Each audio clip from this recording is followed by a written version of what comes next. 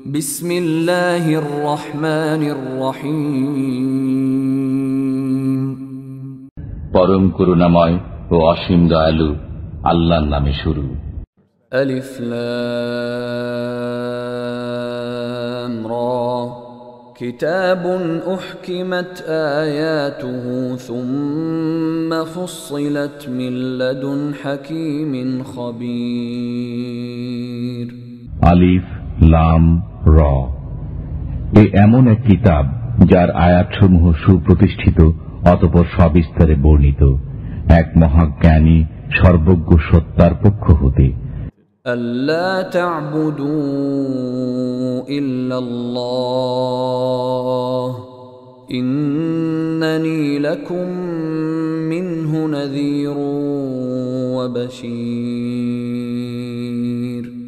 যেন তোমরা আল্লাহ ব্যতীত অন্য কারো বন্দেগী না করো, নিশ্চয় আমি তোমাদের প্রতি তারই পক্ষ হতে সতর্ককারী ও সুসংবাদদাতা। وَأَنِ اسْتَغْفِرُوا رَبَّكُمْ ثُمَّ تُوبُوا إِلَيْهِ يُمَتِّعْكُمْ مَتَاعًا حَسَنًا إِلَى أَجَلٍ مُّسَمًّى وَيُؤْتِ كُلَّ ذِي فَضْلٍ فَضْلَهُ وَإِن تَوَلَّوْا فَإِنِّي أخاف عليكم عذاب يوم كبير। আর তোমরা নিজেদের পালনকর্তার সমীপে ক্ষমা প্রার্থনা করো, অনন্তর তারই প্রতি মনোনিবেশ করো, তাহলে তিনি তোমাদেরকে নির্দিষ্ট সময় পর্যন্ত উৎকৃষ্ট জীবনোপকরণ দান করবেন এবং অধিক আমলকারীকে বেশি করে দেবেন। আর যদি তোমরা বিমুখ হতে থাকো, তবে আমি তোমাদের উপর এক মহাদিবসের আযাবের আশঙ্কা করছি। ইলাল্লাহি মারজিউকুম ওয়া হুয়া আলা কুল্লি শাইইন কাদির। আল্লাহর সান্নিধ্যে তোমাদেরকে ফিরে যেতে হবে, আর তিনি সবকিছুর উপর ক্ষমতাবান। আলা ইন্নাহুম ইয়াসনুনা সুদুরহুম লিয়াস্তাখফু মিনহু ألا حين يستغشون ثيابهم يعلم ما يسرون وما يعلنون إنه عليم بذات الصدور। জেনে রাখো, নিশ্চয়ই তারা নিজেদের বক্ষদেশ ঘুরিয়ে দেয় যেন আল্লাহর নিকট হতে লুকাতে পারে। শুনো, তারা যখন কাপড়ে নিজেদেরকে আচ্ছাদিত করে, তিনি তখনও জানেন যা কিছু তারা চুপিসারে বলে আর প্রকাশ্যভাবে বলে। নিশ্চয় তিনি জানেন যা কিছু অন্তরসমূহে নিহিত রয়েছে। ওয়ামা মিন দাব্বাতিন ফিল আরদি ইল্লা আলাল্লাহি রিজকুহা ওয়া ইয়ালামু মুস্তাকাররাহা ওয়া মুস্তাওদাআহা কুল্লুন ফি কিতাবিম মুবিন। আর পৃথিবীতে কোনো বিচরণশীল নেই, তবে সবার জীবিকার দায়িত্ব আল্লাহ নিয়েছেন। তিনি জানেন তারা কোথায় থাকে এবং কোথায় সমাপিত হয়। সবকিছুই এক সুবিন্যস্ত কিতাবে রয়েছে। وهو الذي خلق السماوات والأرض في 6 أيام وكان عرشه على الماء ليبلوكم أيكم أحسن عملا ولئن قلت إنكم مبعوثون من بعد الموت ليقولن الذين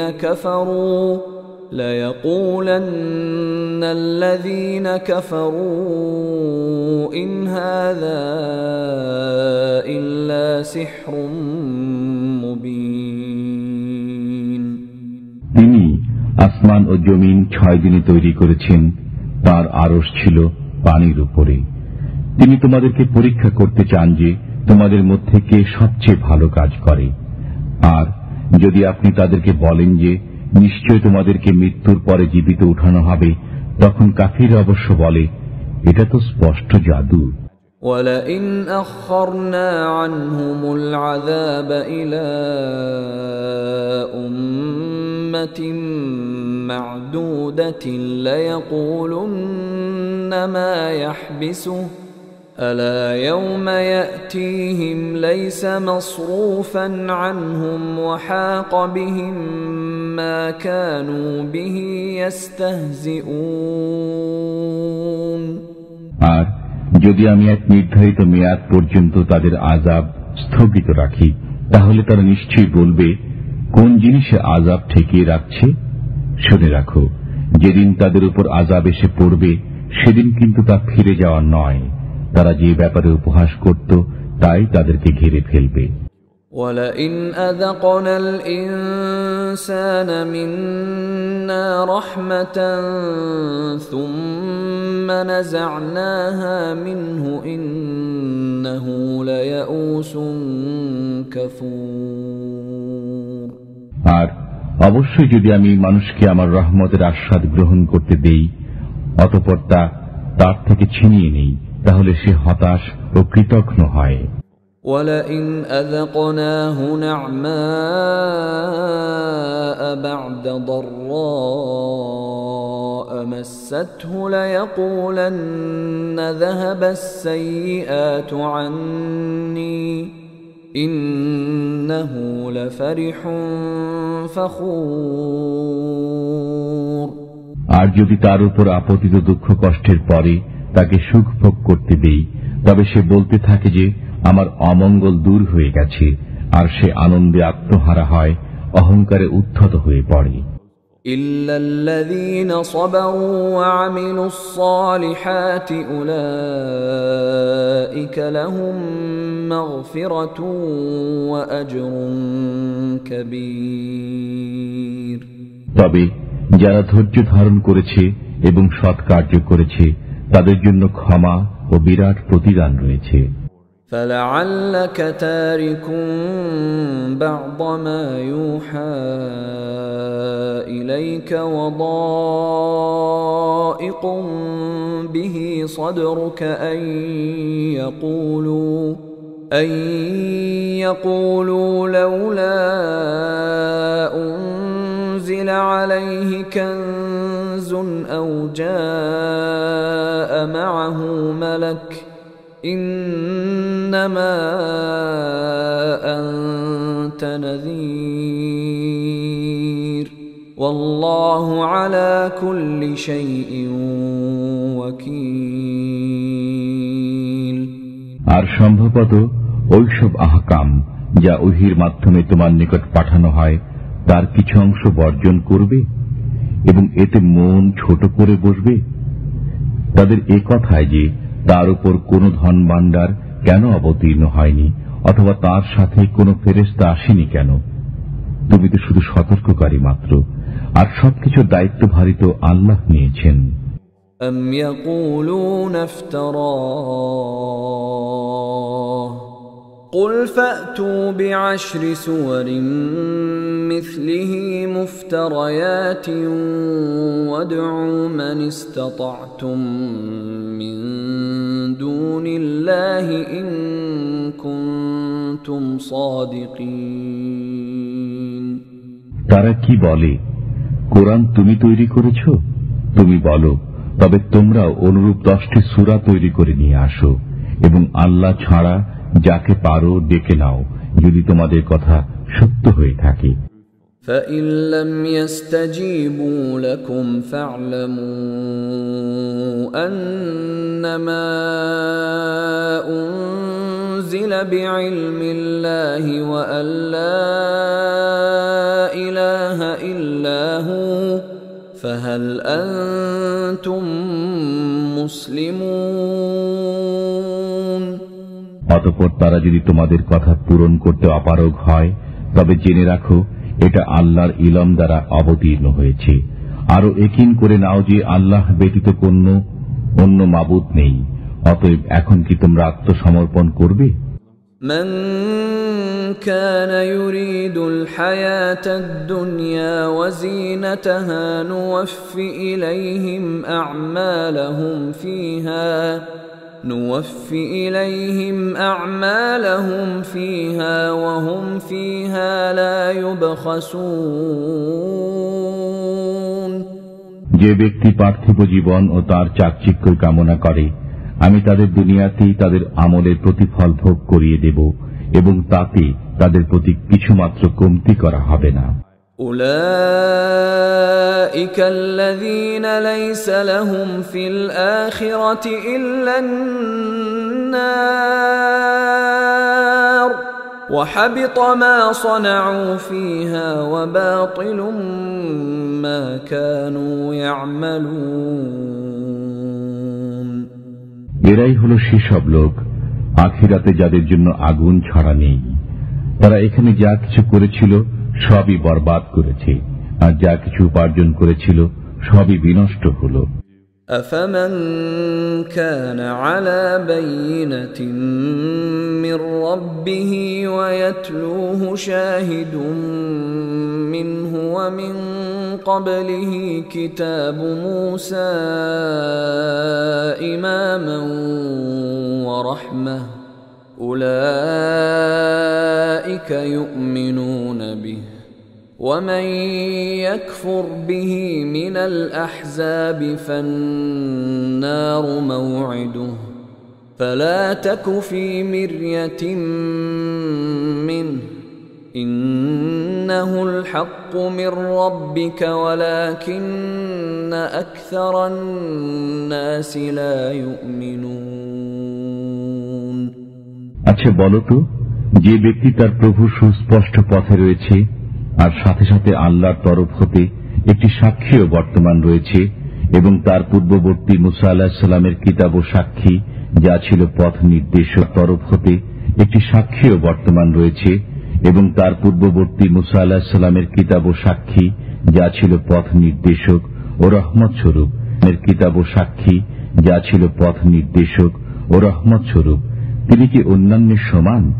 অতএব তারা কোরআনের প্রতি ঈমান আনে, আর ওই সব দলের যে কেউ তা অস্বীকার করে দোজখী হবে তার ঠিকানা। অতএব আপনি তাতে কোনো সন্দেহে থাকবেন না, নিঃসন্দেহে এটা আপনার পালনকর্তার পক্ষ হতে ধ্রুব সত্য, তথাপি অনেকেই তা বিশ্বাস করে না। ومن أظلم ممن افترى على الله كذبا أولئك يعرضون على ربهم ويقول الأشهاد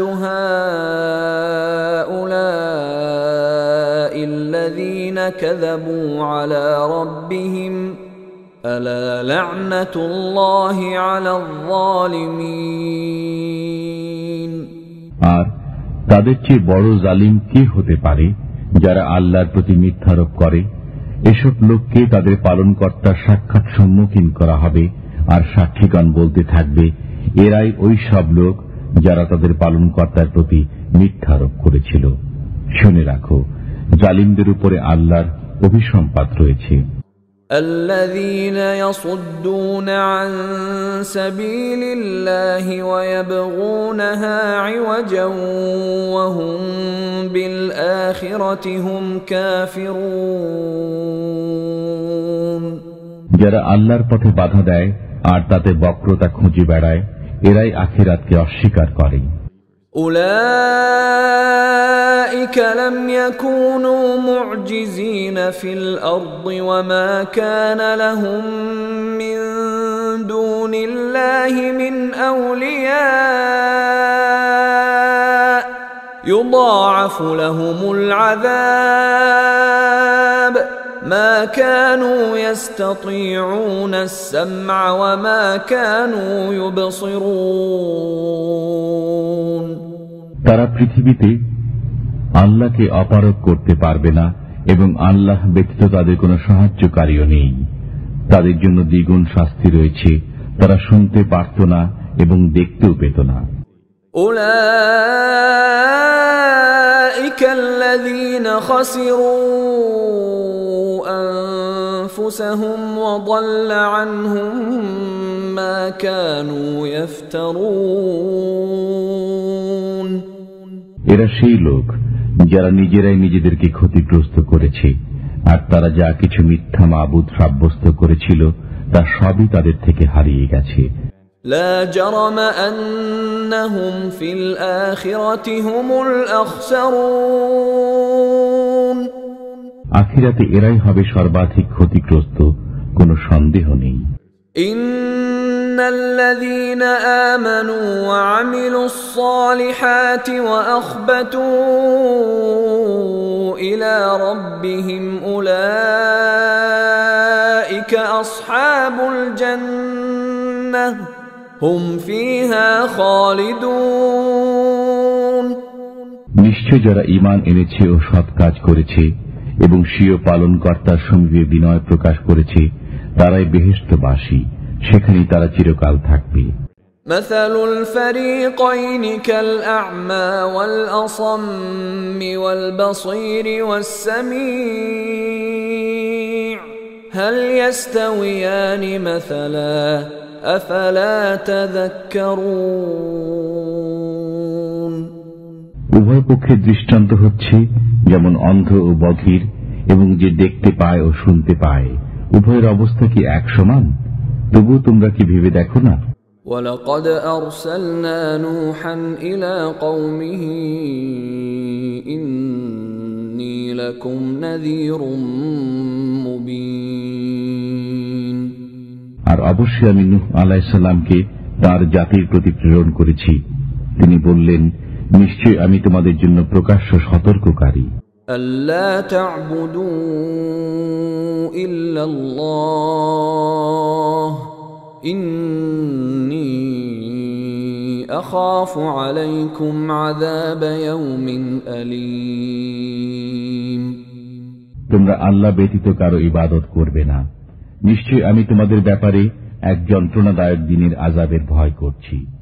فقال الملأ الذين كفروا من قومه ما نراك إلا بشرا مثلنا وما نراك اتبعك إلا الذين هم أراذلنا بادي الرأي وما نرى لكم علينا من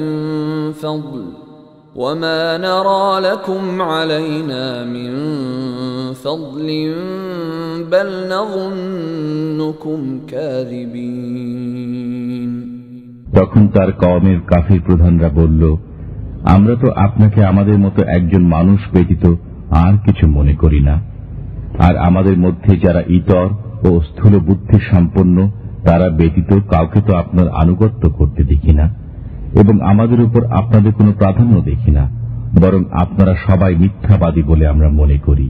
قال يا قوم أرأيتم إن كنت على بينة من ربي وآتاني رحمة من عنده فعميت عليكم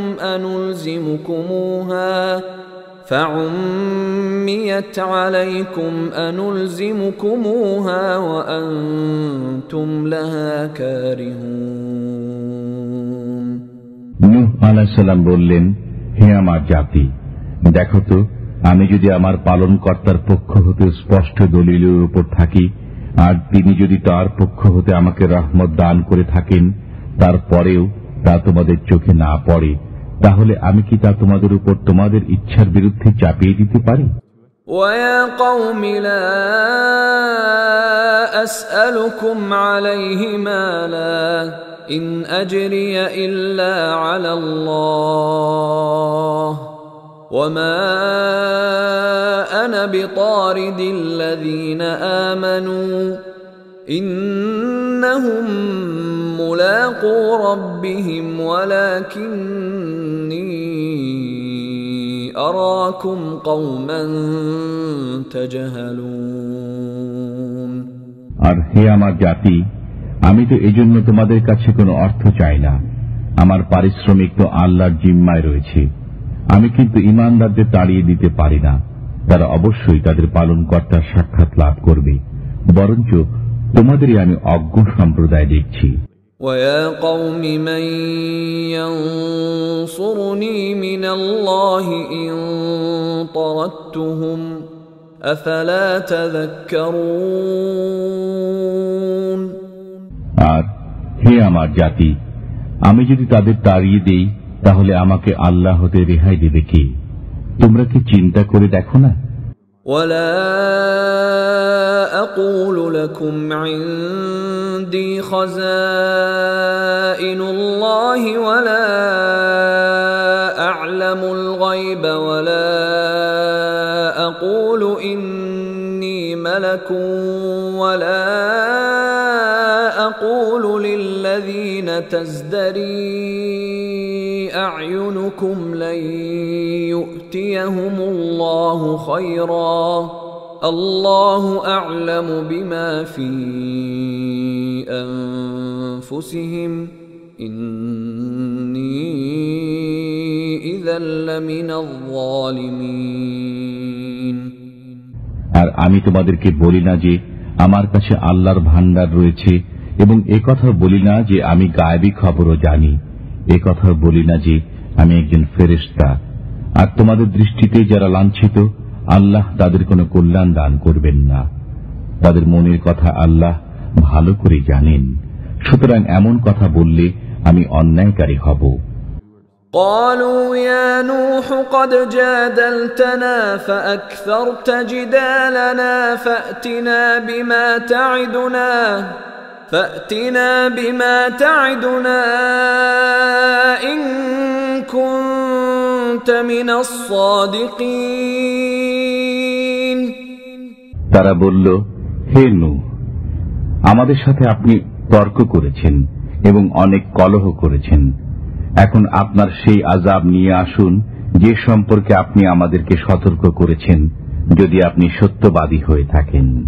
قال إنما يأتيكم به الله إن شاء وما أنتم بمعجزين। তিনি বলেন, তা তোমাদের কাছে আল্লাহ আনবেন যদি তিনি ইচ্ছা করেন, তখন তোমরা পালিয়ে তাকে অপারগ করতে পারবে না। ولا ينفعكم نصحي إن أردت أن أنصح لكم إن كان الله يريد أن يغويكم هو ربكم وإليه ترجعون। আর আমি তোমাদের নসিহত করতে চাইলেও তা তোমাদের জন্য ফলপ্রসূ হবে না, যদি আল্লাহ তোমাদেরকে গোমরাহ করতে চান। তিনি তোমাদের পালনকর্তা এবং তার কাছেই তোমাদের ফিরে যেতে হবে। أم يقولون افتراه قل إن افتريته فعلي إجرامي وأنا بريء مما تجرمون। তারা কি বলে, আপনি কোরআন রচনা করে এনেছেন? আপনি বলে দিন, আমি যদি রচনা করে এনে থাকি তবে সে অপরাধ আমার, আর তোমরা যেসব অপরাধ করো তার সাথে আমার কোনো সম্পর্ক নেই। وأوحي إلى نوح أنه لن يؤمن من قومك إلا من قد آمن أنه لن يؤمن من قومك إلا من قد آمن فلا تبتئس بما كانوا يفعلون। আর নূহ আলাইহিস সালামের প্রতি ওহী প্রেরণ করা হলো যে যারা ইতিমধ্যে ঈমান এনেছে তাদের ছাড়া আপনার জাতির অন্য কেউ ঈমান আনবে না, অতএব তাদের কার্যকলাপে বিমর্ষ হবেন না। واصنع الفلك بأعيننا ووحينا ولا تخاطبني في الذين ظلموا إنهم مغرقون। আর আপনি আমার সম্মুখে আমারই নির্দেশ মোতাবেক একটি নৌকা তৈরি করুন এবং পাপিষ্ঠদের ব্যাপারে আমাকে কোনো কথা বলবেন না, অবশ্যই তারা ডুবে মরবে। ويصنع الفلك وكلما مر عليه ملأ من قومه سخروا منه قال إن تسخروا منا فإنا نسخر منكم كما تسخرون। তিনি নৌকা তৈরি করতে লাগলেন, আর তার কওমের নেতৃস্থানীয় ব্যক্তিরা যখন পার্শ্ব দিয়ে যেত তখন তাকে বিদ্রূপ করত। তিনি বললেন, তোমরা যদি আমাদের উপহাস করে থাকো তবে তোমরা যেমন উপহাস করছো আমরাও তদ্রূপ তোমাদের উপহাস করছি। فسوف تعلمون من يأتيه عذاب يخزيه ويحل عليه عذاب مقيم। অতঃপর অচিরে জানতে পারবে লাঞ্ছনাজনক আযাব কার উপর আসে এবং চিরস্থায়ী আযাব কার উপর অবতরণ করে। حتى إذا جاء أمرنا وفارت النور قل نحمل فيها من كل زوجين اثنين قل نحمل فيها من كل زوجين اثنين وأهلك إلا من سبق عليه القول ومن آمن وما آمن معه إلا قليل। অবশেষে যখন আমার হুকুম এসে পৌঁছল এবং ভূপৃষ্ঠ উচ্ছ্বসিত হয়ে উঠল, আমি বললাম, সর্বপ্রকার জোড়ার 2টি করে এবং যাদের উপরে পূর্বাহ্নে হুকুম হয়ে গেছে তাদের বাদ দিয়ে আপনার পরিজনবর্গ ও সকল ঈমানদারগণকে নৌকায় তুলে নিন। বলা বাহুল্য, অতি অল্প সংখ্যক লোকই তার সাথে ঈমান এনেছিল। وقال اركبوا فيها بسم الله مجريها ومرساها إن ربي لغفور رحيم। আর তিনি বললেন, তোমরা এতে আরোহণ করো, আল্লাহর নামেই এর গতি ও স্থিতি, আমার পালনকর্তা অতি ক্ষমা পরায়ণ মেহেরবান। وهي تجري بهم في موج كالجبال ونادى نوح ابنه وكان في معزل يا بني اركب معنا ولا تكن مع الكافرين। আর নৌকাখানি তাদের বহন করে চলল পর্বত প্রমাণ তরঙ্গমালার মাঝে। আর নূহ আলাইহিস সালাম তার পুত্রকে ডাক দিলেন, আর সে সরে রয়েছিল।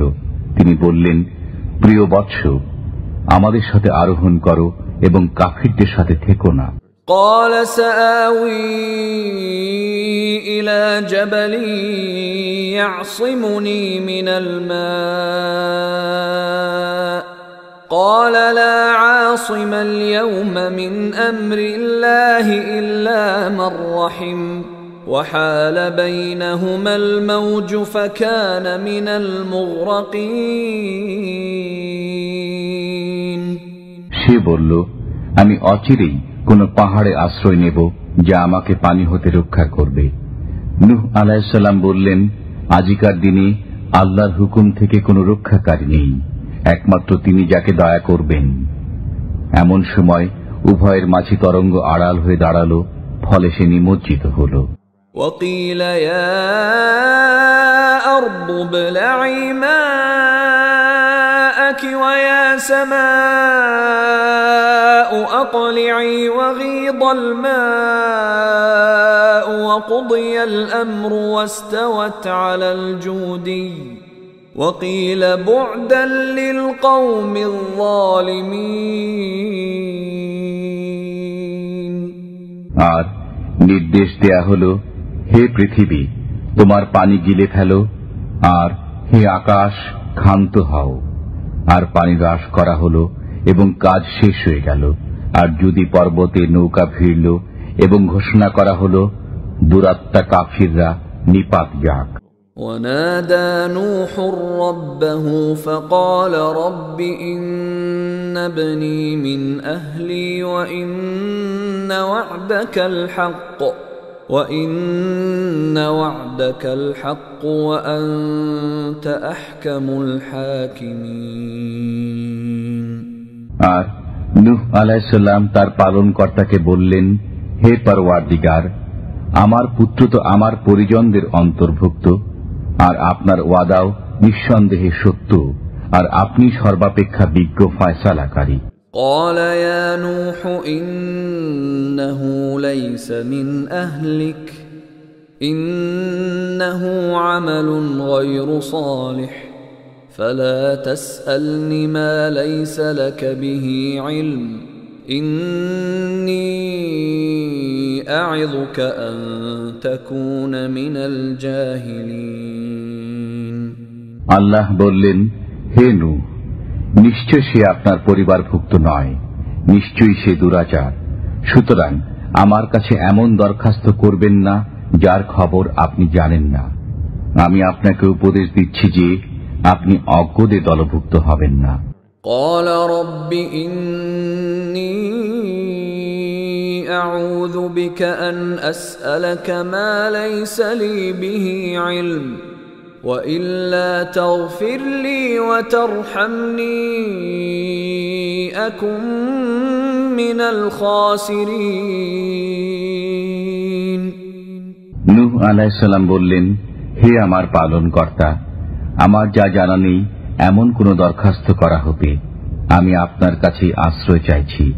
আপনি যদি আমাকে ক্ষমা না করেন, দয়া না করেন, তাহলে আমি ক্ষতিগ্রস্ত হব। قيل يا نوح اهبط بسلام منا وبركات عليك وعلى أمم ممن معك وأمم سنمتعهم ثم يمسهم منا عذاب أليم হুকুম হলো, হে নূহ, আমার পক্ষ হতে নিরাপত্তা এবং আপনার নিজের ও সঙ্গীয় সম্প্রদায়গুলির উপর বরকত সহকারে অবতরণ করুন, আর অন্যান্য যেসব সম্প্রদায় রয়েছে আমি তাদেরকেও উপকৃত হতে দেব। অতঃপর তাদের উপর আমার দারুণ আযাব আপতিত হবে। تلك من أنباء الغيب نوحيها إليك ما كنت تعلمها أنت ولا قومك من قبل هذا فاصبر إن العاقبة للمتقين এটা গায়েবের খবর, আমি আপনার প্রতি ওহী প্রেরণ করছি। ইতিপূর্বে এটা আপনার এবং আপনার জাতির জানা ছিল না। আপনি ধৈর্য ধারণ করুন, যারা ভয় করে চলে তাদের পরিণাম ভালো, সন্দেহ নেই।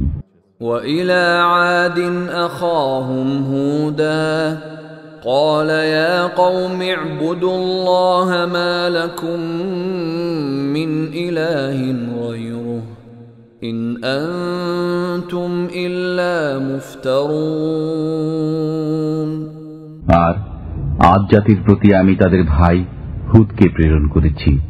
তিনি বলেন, হে আমার জাতি, আল্লাহর বন্দেগী করো, তিনি ভিন্ন তোমাদের কোনো মাবুদ নেই, তোমরা সবাই মিথ্যা আরোপ করছো। يا قوم لا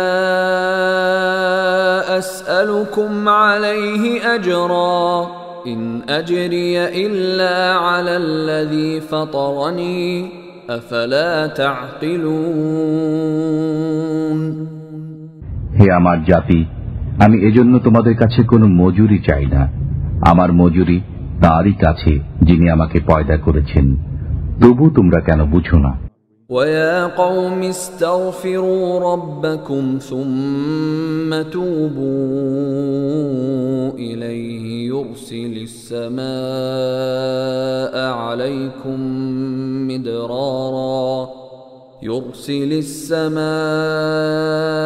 عليكم مدرارا ويزدكم قوة إلى قوتكم ولا تتولوا مجرمين আর হে আমার কওম, তোমাদের পালনকর্তার কাছে তোমরা ক্ষমা প্রার্থনা করো, অতঃপর তাঁরই প্রতি মনোনিবেশ করো। তিনি আসমান থেকে তোমাদের উপর বৃষ্টিধারা প্রেরণ করবেন এবং তোমাদের শক্তির উপর শক্তি বৃদ্ধি করবেন। তোমরা কিন্তু অপরাধীদের মতো বিমুখ হও না। قالوا يا هود ما جئتنا ببينة وما نحن بتاركي آلهتنا عن قولك وما نحن بتاركي آلهتنا عن قولك وما نحن لك بمؤمنين। তারা বলল, হে হুদ, তুমি আমাদের কাছে কোনো প্রমাণ নিয়ে আসোনি। আমরা তোমার কথায় আমাদের দেবদেবীদের বর্জন করতে পারি না, আর আমরা তোমার প্রতি ঈমান আনয়নকারীও নই। ইন নাকুলু ইল্লা আ'তারাকা বা'দু আলিহাতিনা বিসূ ক্বালা ইন্নী উশহিদুল্লাহ ওয়াশহাদু أني بريء مما تشركون। বরং আমরা তো বলি যে আমাদের কোন দেবতা তোমার উপরে শোচনীয় ভূত চাপিয়ে দিয়েছে। হুদ বললেন, আমি আল্লাহকে সাক্ষী করেছি, আর তোমরাও সাক্ষী থাকো যে আমার কোনো সম্পর্ক নেই তাদের সাথে যাদেরকে তোমরা শরীক করছো। মিন দুনিহি ফাকিদুনি জামিআন সুম্মা লা তুনযিরুন। তাকে ছাড়া তোমরা সবাই মিলে আমার অনিষ্ট করার প্রয়াস চালাও, অতঃপর আমাকে কোনো অবকাশ দিও না। ইন্নী তাওয়াক্কালতু আলাল্লাহি রাব্বি ওয়া রাব্বিকুম মা মিন দাব্বাতিন ইল্লা হুয়া আখিযুন বিনাসিয়াতিহা ইন্না রাব্বি আলা সিরাতিন মুস্তাকিম। আমি আল্লাহর উপর নিশ্চিত ভরসা করেছি, যিনি আমার এবং তোমাদের পরওয়ারদিগার। পৃথিবীর বুকে বিচরণকারী এমন কোন প্রাণী নেই যা তার পূর্ণ আয়ত্তাধীন নয়। আমার পালনকর্তার সরল পথে সন্দেহ নেই। فَإِن تَوَلَّوْا فَقَدْ أَبْلَغْتُكُم مَّا أُرْسِلْتُ بِهِ إِلَيْكُمْ وَيَسْتَخْلِفُ رَبِّي قَوْمًا غَيْرَكُمْ وَلَا تَضُرُّونَهُ شَيْئًا إِنَّ رَبِّي عَلَى كُلِّ شَيْءٍ حَفِيظٌ। তথাপি যদি তোমরা মুখ ফিরাও, তবে আমি তোমাদেরকে তা পৌঁছিয়েছি যা আমার কাছে তোমাদের প্রতি প্রেরিত হয়েছে, আর আমার পালনকর্তা অন্য কোন জাতিকে তোমাদের স্থলাভিষিক্ত করবেন, আর তোমরা তার কিছুই বিগড়াতে পারবে না। নিশ্চয়ই আমার পরওয়ারদিগারই প্রতিটি বস্তুর হেফাজতকারী। وَلَمَّا جَاءَ أَمْرُنَا نَجَّيْنَا هُودًا وَالَّذِينَ آمَنُوا مَعَهُ بِرَحْمَةٍ مِنَّا وَنَجَّيْناهُمْ مِنْ عَذَابٍ غَلِيظٍ। আর আমার আদেশ যখন উপস্থিত হল, তখন আমি নিজ রহমতে হুদ এবং তার সঙ্গী ঈমানদারগণকে পরিত্রাণ করি এবং তাদেরকে এক কঠিন শাস্তি হতে রক্ষা করি। وَتِلْكَ عَادٌ جَحَدُوا بِآيَاتِ رَبِّهِمْ وَعَصَوْا رُسُلَهُ وَاتَّبَعُوا أَمْرَ كُلِّ جَبَّارٍ عَنِيدٍ। এ ছিল আদ জাতি, যারা তাদের পালনকর্তার আয়াতকে অমান্য করেছে আর তদীয় রসুলগণের অবাধ্যতা করেছে এবং প্রত্যেক উদ্ধত বিরোধীদের আদেশ পালন করেছে। وَأُتْبِعُوا فِي هَذِهِ الدُّنْيَا لَعْنَةً وَيَوْمَ الْقِيَامَةِ أَلَا إِنَّ عَادًا كَفَرُوا رَبَّهُمْ ألا بعدا لعاد قوم هود এ দুনিয়ায় তাদের পিছনে পিছনে লানত রয়েছে এবং কিয়ামতের দিনেও। জেনে রাখো, আদ জাতি তাদের পালনকর্তাকে অস্বীকার করেছে। হুদের জাতি আদ জাতির প্রতি অভিসম্পাত রয়েছে, জেনে রাখো। وإلى ثمود أخاهم صالحا قال يا قوم اعبدوا الله ما لكم من إله غيره هو أنشأكم من الأرض واستعمركم فيها فاستغفروه ثم توبوا إليه إن ربي قريب مجيب আর সামুদ জাতির প্রতি তাদের ভাই সালেহকে প্রেরণ করি। তিনি বললেন, হে আমার জাতি, আল্লাহর বন্দেগী করো, তিনি ছাড়া তোমাদের কোনো উপাস্য নেই। তিনি জমিন হতে তোমাদেরকে পয়দা করেছেন, তন্মধ্যে তোমাদেরকে বসতি দান করেছেন। অতএব তার কাছে ক্ষমা প্রার্থনা করো, অতঃপর তারই দিকে ফিরে চলো। আমার পালনকর্তা নিকটই আছেন, কবুল করে থাকেন, সন্দেহ নেই। قالوا يا صالح قد كنت فينا مرجوا قبل هذا أتنهانا أن نعبد ما يعبد آباؤنا وإننا لفي شك مما تدعونا إليه مريب তারা বলল, হে সালেহ, ইতিপূর্বে তোমার কাছে আমাদের বড় আশা ছিল। আমাদের বাপ দাদা যার পূজা করত, তুমি কি আমাদেরকে তার পূজা করতে নিষেধ করো? কিন্তু যার প্রতি তুমি আমাদের আহ্বান জানাচ্ছ, আমাদের তাতে এমন সন্দেহ রয়েছে যে মন মোটেই সায় দিচ্ছে না। قال يا قوم أرأيتم إن كنت على بينة من ربي وآتاني منه رحمة فمن ينصرني من الله إن عصيته فما تزيدونني غير تخسير সালে বললেন, হে আমার জাতি, তোমরা কি মনে করো আমি যদি আমার পালনকর্তার পক্ষ হতে বুদ্ধি বিবেচনা লাভ করে থাকি, আর তিনি যদি আমাকে নিজের তরফ হতে রহমত দান করে থাকেন, অতঃপর আমি যদি তাঁর অবাধ্য হই, তবে তাঁর থেকে কে আমায় রক্ষা করবে? তোমরা তো আমার ক্ষতি ছাড়া কিছুই বৃদ্ধি করতে পারবে না। وَيَا قَوْمِ هَذِهِ نَاقَةُ اللَّهِ لَكُمْ آيَةً فذروها تأكل في أرض الله ولا تمسوها بسوء فيأخذكم عذاب قريب আর হে আমার জাতি, আল্লাহর এই উষ্ট্রীটি তোমাদের জন্য নিদর্শন, অতএব তাকে আল্লাহর জমিনে বিচরণ করে খেতে দাও এবং তাকে মন্দভাবে স্পর্শ করবে না, নতুবা অতি সত্বর তোমাদেরকে আযাব পাকড়াও করবে। فعقروها فقال تمتعوا في داركم 3 أيام ذلك وعد غير مكذوب তবুও তারা এটার পা কেটে দিল।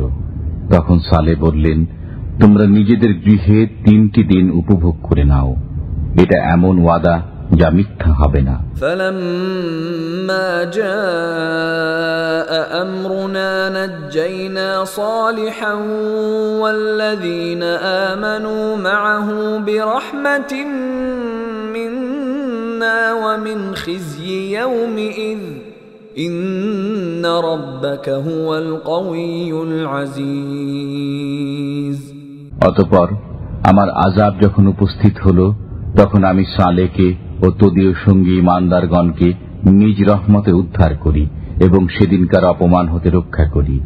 নিশ্চয় তোমার পালনকর্তা, তিনিই সর্বশক্তিমান, পরাক্রমশালী। وأخذ الذين ظلموا الصيحة فأصبحوا في ديارهم جاثمين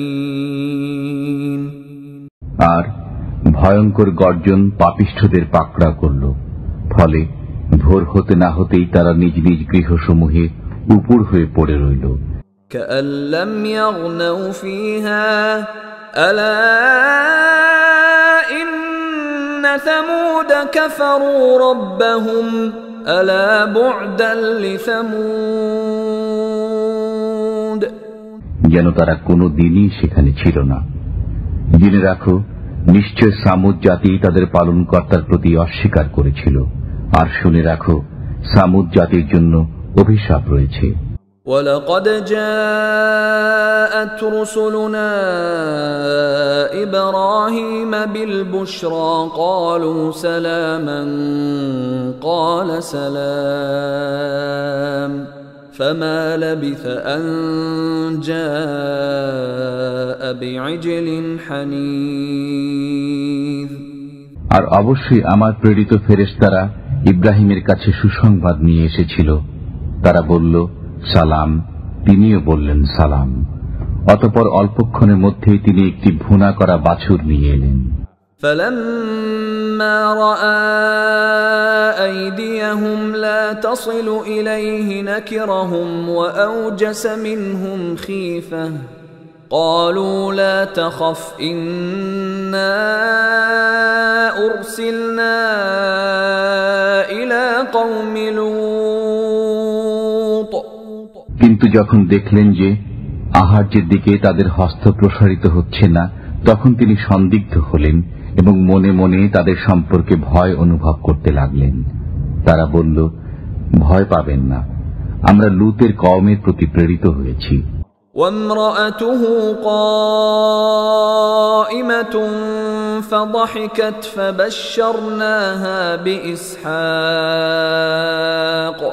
فبشرناها بإسحاق ومن وراء إسحاق يعقوب তার স্ত্রীও নিকটে দাঁড়িয়েছিল, সে হেসে ফেলল। অতঃপর আমি তাকে ইসহাকের জন্মের সুখবর দিলাম এবং ইসহাকের পরে ইয়াকুবেরও। قالت يا ويلتى أألد وأنا عجوز وهذا بعلي شيخا إن هذا لشيء عجيب সে বলল, কি দুর্ভাগ্য আমার, আমি সন্তান প্রসব করব, অথচ আমি বার্ধক্যের শেষ প্রান্তে এসে উপনীত হয়েছি, আর আমার স্বামীও বৃদ্ধ। এ তো ভারী আশ্চর্য কথা। قالوا أتعجبين من أمر الله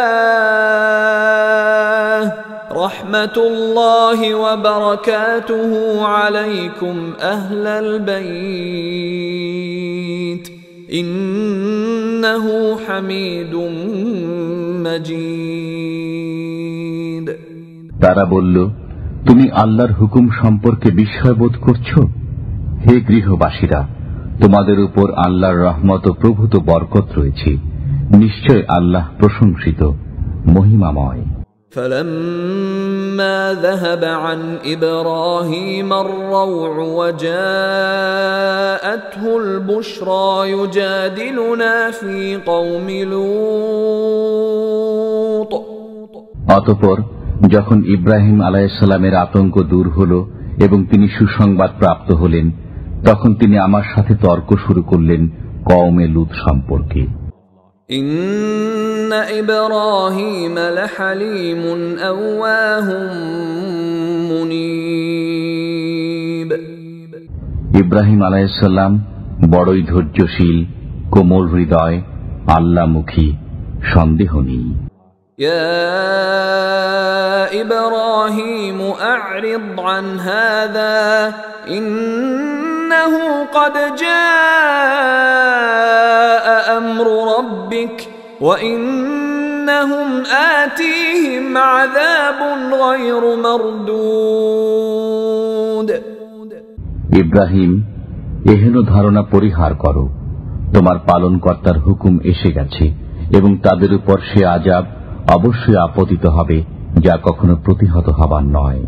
ولما جاءت رسلنا لوطا سيء بهم وضاق بهم ذرعا وقال هذا يوم عصيب। আর যখন আমার প্রেরিত ফেরেশতাগণ লূত আলাইহিস সালামের নিকট উপস্থিত হল, তখন তাদের আগমনে তিনি দুশ্চিন্তাগ্রস্ত হলেন এবং তিনি বলতে লাগলেন, আজ অত্যন্ত কঠিন দিন। وجاءه قومه يهرعون إليه ومن قبل كانوا يعملون السيئات قال يا قوم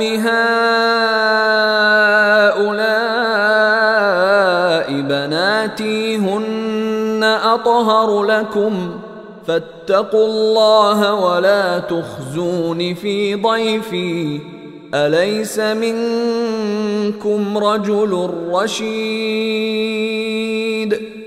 আর তার কওমের লোকেরা স্বতঃস্ফূর্তভাবে তার গৃহপানে ছুটে আসতে লাগল। পূর্ব থেকে তারা কুকর্মে তৎপর ছিল। লূত আলাইহিস সালাম বললেন, হে আমার কওম, এ আমার কন্যারা রয়েছে, এরা তোমাদের জন্য অধিক পবিত্রতমা। সুতরাং তোমরা আল্লাহকে ভয় করো এবং অতিথিদের ব্যাপারে আমাকে লজ্জিত করো না। তোমাদের মধ্যে কি কোনো ভালো মানুষ নেই? قالوا لقد علمت ما لنا في بناتك من حق وإنك لتعلم ما نريد। তারা বলল, তুমি তো জানোই তোমার কন্যাদের নিয়ে আমাদের কোনো গরজ নেই, আর আমরা কি চাই তাও তুমি অবশ্যই জানো। قال لو أن لي بكم قوة أو آوي إلى ركن شديد। লূত আলাইহিস সালাম বললেন, হায়, তোমাদের বিরুদ্ধে যদি আমার শক্তি থাকত অথবা আমি কোনো সুদৃঢ় আশ্রয় গ্রহণ করতে সক্ষম হতাম।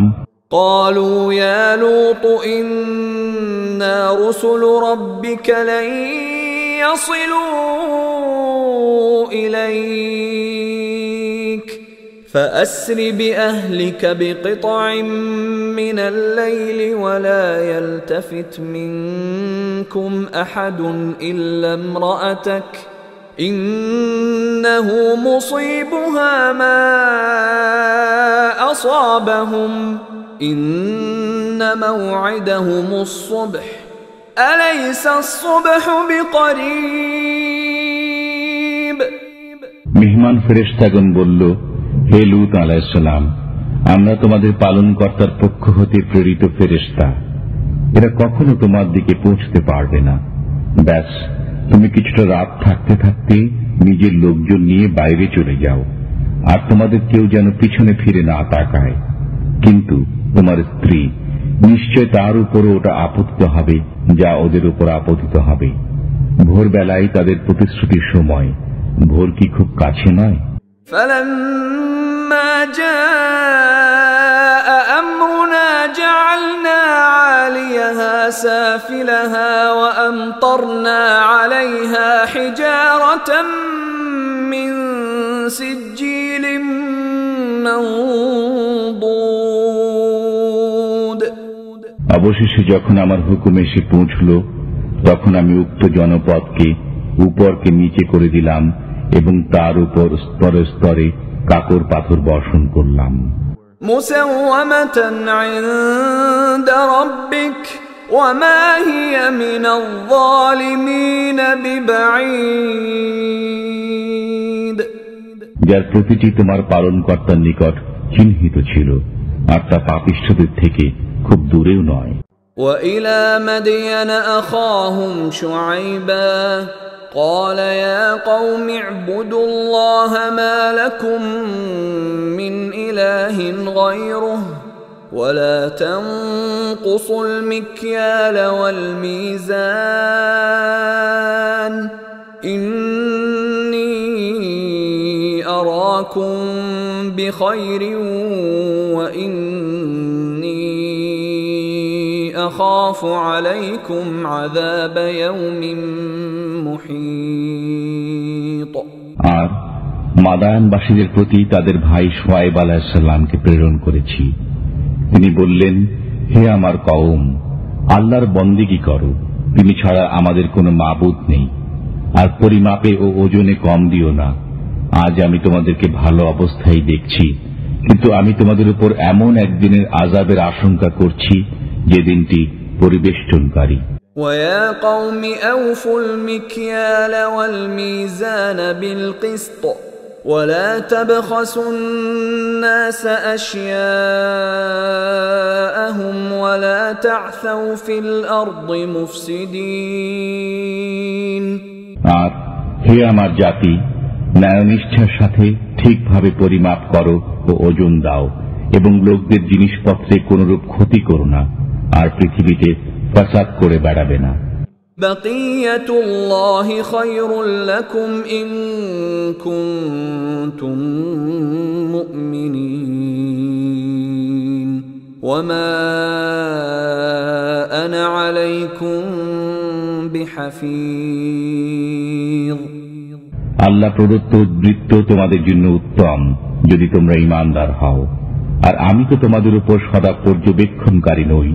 قالوا يا شعيب أصلاتك تأمرك أن نترك ما يعبد آباؤنا أو أن نفعل في أموالنا ما نشاء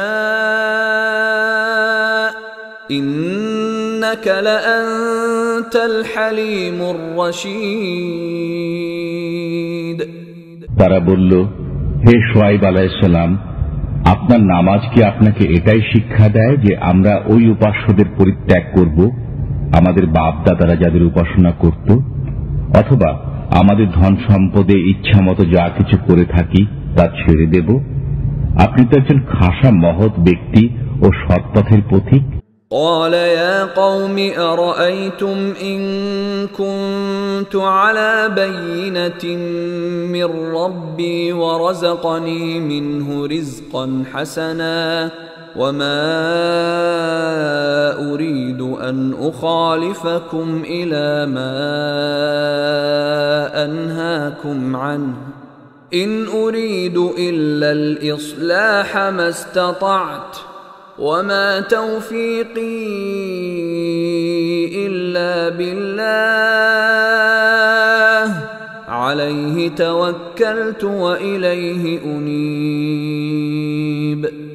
শুআয়ব আলাইহিস সালাম বললেন, হে দেশবাসী, তোমরা কি মনে করো, আমি যদি আমার পরওয়ারদিগারের পক্ষ হতে সুস্পষ্ট দলিলের উপর কায়েম থাকি, আর তিনি যদি নিজের তরফ হতে আমাকে উত্তম রিজিক দান করে থাকেন, তবে কি আমি তাঁর হুকুম অমান্য করতে পারি? আর আমি চাই না যে তোমাদেরকে যা ছাড়াতে চাই পরে নিজেই সে কাজে লিপ্ত হব। আমি তো যথাসাধ্য শোধরাতে চাই। আল্লাহর মদদ দ্বারাই কিন্তু কাজ হয়ে থাকে। আমি তাঁর উপরে নির্ভর করি এবং তাঁরই প্রতি ফিরে যাই। وَيَا قَوْمِ لَا يَجْرِمَنَّكُمْ شِقَاقِي أَن يُصِيبَكُم مِّثْلُ مَا أَصَابَ قَوْمَ نُوحٍ أَوْ قَوْمَ هُودٍ أَوْ قَوْمَ صَالِحٍ وَمَا قَوْمُ لُوطٍ مِّنكُم بِبَعِيدٍ। আর হে আমার জাতি, আমার সাথে জিদ করে তোমরা নূহ বা হুদ অথবা সালেহ আলাইহিস সালামের কওমের মতো নিজেদের উপর আযাব ডেকে আনবে না। আর লূতের জাতি তো তোমাদের থেকে খুব দূরে নয়। واستغفروا ربكم ثم توبوا إليه إن ربي رحيم ودود। আর তোমাদের পালনকর্তার কাছে মার্জনা চাও এবং তারই পানে ফিরে এসো। নিশ্চয়ই আমার পরওয়ারদিগার খুবই মেহেরবান, অতি স্নেহময়। قالوا يا شعيب ما نفقه كثيرا مما تقول وإنا لنراك فينا ضعيفا ولولا رهطك لرجمناك وما أنت علينا بعزيز তারা বলল, হে শুআয়ব আলাইহিস সালাম, আপনি যা বলেছেন তার অনেক কথাই আমরা বুঝিনি। আমরা তো আপনাকে আমাদের মধ্যে দুর্বল ব্যক্তিরূপে মনে করি। আপনার ভাই বন্ধুরা না থাকলে আমরা আপনাকে প্রস্তরাঘাতে হত্যা করতাম। আমাদের দৃষ্টিতে আপনি কোনো মর্যাদাবান ব্যক্তি নন। قال يا قوم أرهطي أعز عليكم من الله واتخذتموه وراءكم ظهريا إن ربي بما تعملون محيط শুআয়ব আলাইহিস সালাম বললেন, হে আমার জাতি, আমার ভাই বন্ধুরা কি তোমাদের কাছে আল্লাহর চেয়ে প্রভাবশালী? আর তোমরা তাকে তো বিস্তৃত হয়ে পেছনে ফেলে রেখেছ। নিশ্চয়ই তোমাদের কার্যকলাপ আমার পালনকর্তার আয়ত্তে রয়েছে। وَيَا قَوْمِ اعْمَلُوا عَلَى مَكَانَتِكُمْ إِنِّي عَامِلٌ سَوْفَ تَعْلَمُونَ مَنْ يَأْتِيهِ عَذَابٌ يُخْزِيهِ وَمَنْ هُوَ كَاذِبٌ وَارْتَقِبُوا إِنِّي مَعَكُمْ رَقِيبٌ আর হে আমার জাতি, তোমরা নিজ স্থানে কাজ করে যাও, আমিও কাজ করছি। অচিরেই জানতে পারবে কার উপর অপমানকর আযাব আসে আর কে মিথ্যাবাদী। আর তোমরাও অপেক্ষায় থাকো, আমিও তোমাদের সাথে অপেক্ষায় রইলাম। ولما جاء أمرنا نجينا شعيبا والذين آمنوا معه برحمة منا وأخذت الذين ظلموا الصيحة فأصبحوا في ديارهم جاثمين আর আমার হুকুম যখন এলো, আমি শুআয়ব আলাইহিস সালাম ও তার সঙ্গী ঈমানদারগণকে নিজ রহমতে রক্ষা করি, আর পাপিষ্ঠদের উপর বিকট গর্জন পতিত হল। ফলে ভোর না হতেই তারা নিজেদের ঘরে উপুর হয়ে পড়ে রইল।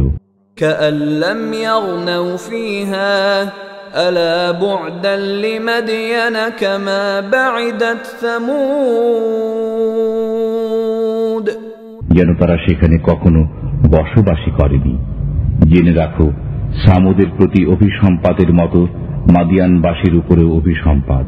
ولقد أرسلنا موسى بآياتنا وسلطان مبين আর আমি মুসা আলাইহিস সালামকে প্রেরণ করি আমার নিদর্শনাদি ও সুস্পষ্ট সনদ সহ إلى فرعون وملئه فاتبعوا أمر فرعون وما أمر فرعون برشيد ফিরাউন ও তার পারিষদ বর্গের কাছে। তবুও তারা ফিরাউনের হুকুমে চলতে থাকে, অথচ ফিরাউনের কোনো কথা ন্যায়সঙ্গত ছিল না। يقدم قومه يوم القيامة فأوردهم النار وبئس الورد المورود কিয়ামতের দিন সে তার জাতির লোকদের আগে আগে থাকবে এবং তাদেরকে জাহান্নামের আগুনে পৌঁছে দেবে, আর সেটা অতীব নিকৃষ্ট স্থান যেখানে তারা পৌঁছেছে। وأتبعوا في هذه لعنة ويوم القيامة بئس الرفد المرفود আর এ জগতেও তাদের পিছনে লানত রয়েছে এবং কিয়ামতের দিনেও অত্যন্ত জঘন্য প্রতিফল যা তারা পেয়েছে। ذلك من أنباء القرى نقصه عليك منها قائم وحصيد এ হচ্ছে কয়েকটি জনপদের সামান্য ইতিবৃত্ত যা আমি আপনাকে শোনাচ্ছি। তন্মধ্যে কোনো কোনোটি এখনো বর্তমান আছে আর কোনো কোনোটি শিকড় কেটে দেওয়া হয়েছে। وما ظلمناهم ولكن ظلموا أنفسهم فما أغنت عنهم آلهتهم التي يدعون من دون الله من شيء لما جاء أمر ربك وما زادوهم غير تتبيب আমি কিন্তু তাদের প্রতি জুলুম করিনি, বরং তারা নিজেরাই নিজের উপর অবিচার করেছে। ফলে আল্লাহকে বাদ দিয়ে তারা যেসব মাবুদকে ডাকত, আপনার পালনকর্তার হুকুম যখন এসে পড়ল তখন কেউ কোনো কাজে আসলো না, তারা শুধু বিপর্যয় বৃদ্ধি করল। وكذلك أخذ ربك إذا أخذ القرى وهي ظالمة إن أخذه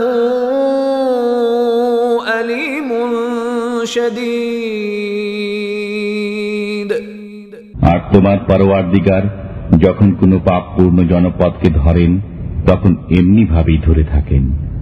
নিশ্চয় তার পাকড়াও খুবই মারাত্মক, বড়ই কঠোর। إن في ذلك لآية لمن خاف عذاب الآخرة ذلك يوم مجموع له الناس وذلك يوم مشهود নিশ্চয় এর মধ্যে নিদর্শন রয়েছে এমন প্রতিটি মানুষের জন্য যে আখিরাতের আযাবকে ভয় করে। তা এমন একদিন যেদিন সব মানুষই সমবেত হবে, সেদিনটি যে হাজিরের দিন। وما نؤخره إلا لأجل معدود আর আমি যে তা বিলম্বিত করি তা শুধু একটি ওয়াদার কারণে যা নির্ধারিত রয়েছে। يوم يأتي لا تكلم نفس إلا بإذنه فمنهم شقي وسعيد যেদিন তা আসবে সেদিন আল্লাহর অনুমতি ছাড়া কেউ কোনো কথা বলতে পারবে না। অতঃপর কিছু লোক হবে হতভাগ্য আর কিছু লোক সৌভাগ্যবান।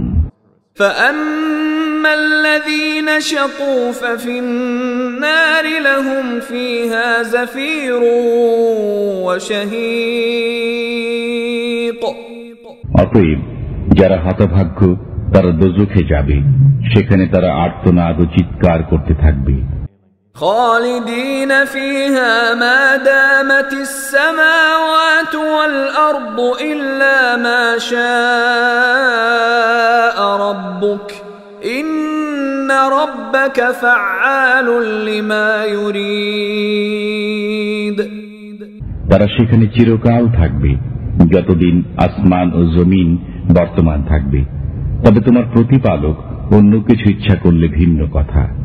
নিশ্চয় তোমার পরওয়ারদিগার যা ইচ্ছা করতে পারেন। وأما الذين سعدوا ففي الجنة خالدين فيها ما دامت السماوات والأرض إلا ما شاء ربك عطاء غير مجذوذ আর যারা সৌভাগ্যবান তারা বেহেশতের মাঝে সেখানে চিরদিন থাকবে যতদিন আসমান ও জমিন বর্তমান থাকবে। তবে তোমার প্রভু অন্য কিছু ইচ্ছা করলে ভিন্ন কথা। এ দানের ধারাবাহিকতা কখনো ছিন্ন হওয়ার নয়। فلا تك في مرية مما يعبد هؤلاء ما يعبدون إلا كما يعبد آباؤهم من قبل وإنا لموفوهم نصيبهم غير منقوص অতএব তারা যেসবের উপাসনা করে তুমি সে ব্যাপারে কোনরূপ ধোঁকায় পড়বে না। তাদের পূর্ববর্তী বাপ দাদারা যেমন পূজা উপাসনা করত, এরাও তেমন করছে। আর নিশ্চয় আমি তাদেরকে আযাবের ভাগ কিছুমাত্র কম না করেই পুরোপুরি দান করব। وَلَقَدْ آتَيْنَا مُوسَى الْكِتَابَ فَاخْتُلِفَ فِيهِ وَلَوْلَا كَلِمَةٌ سَبَقَتْ مِنْ رَبِّكَ لَقُضِيَ بَيْنَهُمْ وَإِنَّهُمْ لَفِي شَكٍّ مِّنْهُ مُرِيبٍ। আর আমি মুসা আলাইহিস সালামকে অবশ্যই কিতাব দিয়েছিলাম, অতঃপর তাতে বিরোধ সৃষ্টি হল। বলা বাহুল্য তোমার পালনকর্তার পক্ষ থেকে। একটি কথা যদি আগেই বলা না হতো তাহলে তাদের মধ্যে চূড়ান্ত ফয়সালা হয়ে যেত। তারা এ ব্যাপারে এমনই সন্দেহপ্রবণ যে কিছুতেই নিশ্চিত হতে পারছে না। وَإِنَّ كُلًّا لَّمَّا لَيُوَفِّيَنَّهُمْ رَبُّكَ أَعْمَالَهُمْ إِنَّهُ بِمَا يَعْمَلُونَ خَبِيرٌ। আর যত লোকই হোক না কেন, যখন সময় হবে তোমার প্রভু তাদের সকলেরই আমলের প্রতিদান পুরোপুরি দান করবেন। নিশ্চয় তিনি তাদের যাবতীয় কার্যকলাপের খবর রাখেন। فاستقم كما أمرت ومن تاب معك ولا تطغوا إنه بما تعملون بصير। অতএব তুমি এবং তোমার সাথে যারা তওবা করেছে সবাই সোজা পথে চলে যাও, যেমন তোমায় হুকুম দেওয়া হয়েছে, এবং সীমা লঙ্ঘন করবে না। তোমরা যা কিছু করছো নিশ্চয় তিনি তার প্রতি দৃষ্টি রাখেন। ولا تركنوا إلى الذين ظلموا فتمسكم النار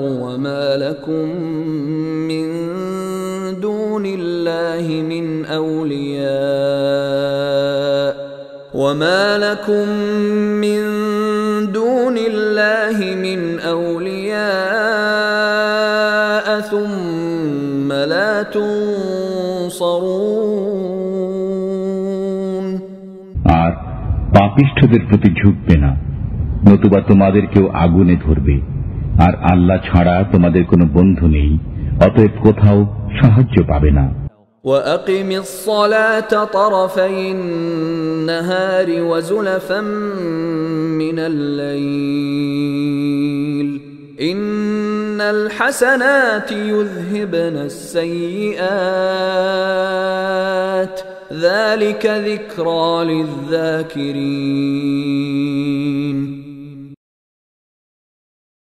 এবং রাতেরও প্রান্তভাগে পুণ্য কাজ অবশ্যই পাপ দূর করে দেয়। যারা স্মরণ রাখে তাদের জন্য এটা একটা মহা স্মারক। واصبر فإن الله لا يضيع أجر المحسنين। আর ধৈর্য ধারণ করো, নিশ্চয়ই আল্লাহ পুণ্যবানদের প্রতিদান বিনষ্ট করেন না। فلولا كان من القرون من قبلكم أولو بقية ينهون عن الفساد في الأرض إلا قليلا ممن أنجينا منهم واتبع الذين ظلموا ما أترفوا فيه وكانوا مجرمين। কাজেই তোমাদের পূর্ববর্তী জাতিগুলির মধ্যে এমন সৎকর্মশীল কেন রইল না যারা পৃথিবীতে বিপর্যয় সৃষ্টি করতে বাধা দিত? তবে মুষ্টিমেয় লোক ছিল যাদেরকে আমি তাদের মধ্য হতে রক্ষা করেছি। আর পাপিষ্ঠরা তো ভোগবিলাসে মত্ত ছিল, যার সামগ্রী তাদেরকে যথেষ্ট দেওয়া হয়েছিল। আসলে তারা ছিল মহা অপরাধী। وما كان ربك ليهلك القرى بظلم وأهلها مصلحون। আর তোমার পালনকর্তা এমন নন যে জনবসতিগুলিকে অন্যায়ভাবে ধ্বংস করে দিবেন, সেখানকার লোকেরা সৎকর্মশীল হওয়া সত্ত্বেও। ولو شاء ربك لجعل الناس أمة واحدة ولا يزالون مختلفين। আর তোমার পালনকর্তা যদি ইচ্ছা করতেন তবে অবশ্যই সব মানুষকে একই পথের পথিক করে দিতে পারতেন। ইল্লা মান রাহিমা রাব্বুক ওয়ালিযালিকা খালাকহুম ওয়া তাম্মাত কালিমাতু রাব্বিকা লাআমলাআন্না জাহান্নামা মিনাল জিন্নাতি ওয়ান নাসি আজমাঈন। তোমার পালনকর্তা যাদের উপর রহমত করেছেন তারা বাদে সবাই চিরদিন মতভেদ করতেই থাকবে এবং এজন্যই তাদেরকে সৃষ্টি করেছেন। আর তোমার আল্লাহর কথাই পূর্ণ হল যে অবশ্যই আমি জাহান্নামকে জিন ও মানুষ দ্বারা একযোগে ভর্তি করব। وَكُلًّا نَّقُصُّ عَلَيْكَ مِنْ أَنبَاءِ الرُّسُلِ مَا نُثَبِّتُ بِهِ فُؤَادَكَ وَجَاءَكَ فِي هَٰذِهِ الْحَقُّ وَمَوْعِظَةٌ وَذِكْرَىٰ لِلْمُؤْمِنِينَ।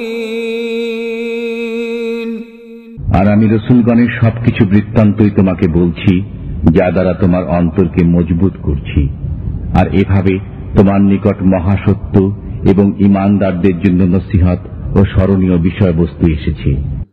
وَقُل لِّلَّذِينَ لَا يُؤْمِنُونَ اعْمَلُوا عَلَىٰ مَكَانَتِكُمْ إِنَّا عَامِلُونَ।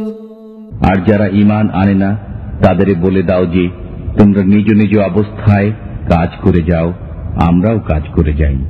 وَانتَظِرُوا إِنَّا مُنتَظِرُونَ। এবং তোমরাও অপেক্ষা করতে থাকো, আমরাও অপেক্ষায় রইলাম।